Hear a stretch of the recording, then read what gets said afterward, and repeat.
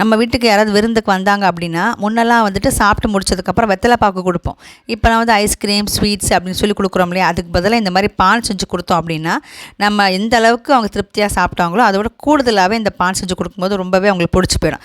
Next time வரும்போது இந்த மாதிரி பான் கேட்டே வாங்கி சாப்பிட்டு போவாங்க. அந்த அளவுக்கு வந்து சூப்பராக இருக்கும். வெளியே வந்து பான் வாங்கி சாப்பிட நிறைய பேருக்கு பிடிக்கும். ஆனால் எந்த அளவுக்கு நல்லது கெட்டதோ நமக்கு தெரியாது. ஆனால் இப்போ நான் வீட்டில் செய்கிற இந்த பான் முழுக்க முழுக்க வந்து நல்லது தான். செரிமான பிரச்சனை இருக்கிறவங்க, வயிற்று பிரச்சனை இருக்கிறவங்க தாராளமாக இதை சாப்பிட்லாம், ஒன்றுமே ஆகாது, செரிச்சிடும். ஸோ இது வந்து நான் வீட்டில் இருந்த வெத்தலை தான் நான் எடுத்திருக்கேன். ஸோ எல்லாமே கொஞ்சம் சின்ன சின்ன வெத்தலை தான். நீங்கள் வந்து சின்ன பெரிய வெத்தலையாகவே எடுத்துக்காங்க, அது ஒன்று போதும். அப்போ தான் ரேப் பண்ண வந்து நல்லாயிருக்கும். எனக்கு சின்ன சின்ன வெத்தலையாக இருக்கனால நான் 2 எடுத்திருக்கேன். கொஞ்சம் ரேப் பண்ணுறது வந்து கஷ்டம்தான். இது வந்து 2 வெத்தலை வச்சுக்கிட்டு முதல்ல வந்துட்டு நம்ம திராட்சை இருக்கிற திராட்சை, அதுக்கப்புறம் ஒரு திராட்சை எடுத்திருக்கேன், ஒரு முந்திரி எடுத்திருக்கேன் நான். ஸோ இதெல்லாமே உங்களுக்கு ஹெல்த்து தான், எந்த பிரச்சனையும் இல்லை. திராட்சை, முந்திரி, இது வந்துட்டு பேரிச்சம்பழம் இருக்கு இல்லையா, அது வந்து 1/2 துண்டு தான் நான் எடுத்திருக்கேன். அதுக்கப்புறம் வந்து சோம்பு, இது எல்லாமே செரிமானத்துக்கு தேவையான ஒரு பொருள் தான். சோம்பு எடுத்திருக்கேன், கொஞ்சோண்டு ஒரு சிட்டிகை அப்படி தான், அந்த மாதிரி தான் எடுத்திருக்கேன் சோம்பு. அதுக்கப்புறம் ஒரு சிட்டிகை வந்துட்டு மிளகு நான் எடுத்திருக்கேன். மிளகு வந்துட்டு ரொம்ப முக்கியம்.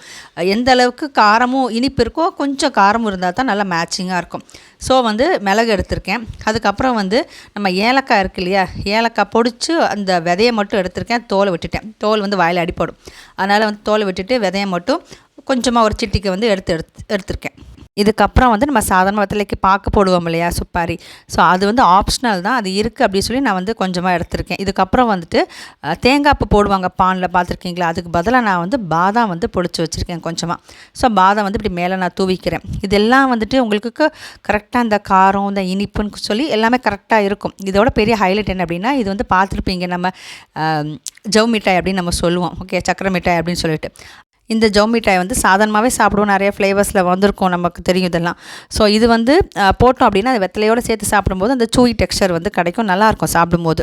ஸோ இதுக்கப்புறமேட்டு ஒருவேளை உங்களுக்கு அந்த சக்கரை மிட்டாய் கிடைக்கல அப்படின்னா கொஞ்சமாக வெல்லம், அவ்வளோதான், வேறு எதுவுமே கிடையாது. சக்கரை மிட்டாய் கிடைக்கலன்னா வெல்லம், சக்கரை மிட்டாய் இருந்தது அப்படின்னா வெல்லம் வேண்டாம், ஏன்னா ஆல்ரெடி ஸ்வீட்ஸ் இருக்குது. ஸோ இவ்வளோ தான். இது கொஞ்சம் ரேப் பண்ணுறது நான் முதல்லே சொன்ன மாதிரி கொஞ்சம் கஷ்டம் தான், ஏன்னா வெத்தலை ரொம்ப சின்னது. அதனால் நான் சாதாரணமாக ரேப் பண்ணி உங்களுக்கு காட்டுறேன். ஆனால் இந்த மாதிரி வெத்தலைக்குள்ளே இதெல்லாமே வச்சு சாப்பிடும்போது ஒரு பான் டேஸ்ட் உங்களுக்கு கரெக்டாக வந்துடும். இது நல்லதாக கெட்டதுன்னு யோசிக்கவே வேணாம், ரொம்பவே நல்லது. நமக்கு ஸ்பெஷல் விருந்தாளி யாராவது வந்தாங்கன்னு வச்சுக்கோங்களேன், அவங்களுக்கு இந்த மாதிரி சாப்பிட்டு முடிச்சு செஞ்சு கொடுத்தீங்கன்னா அவங்களுக்கு ரொம்பவே பிடிச்சி போயிடும். நெக்ஸ்ட் டைம் கேட்டு வாங்கி சாப்பிடுவாங்க இதை.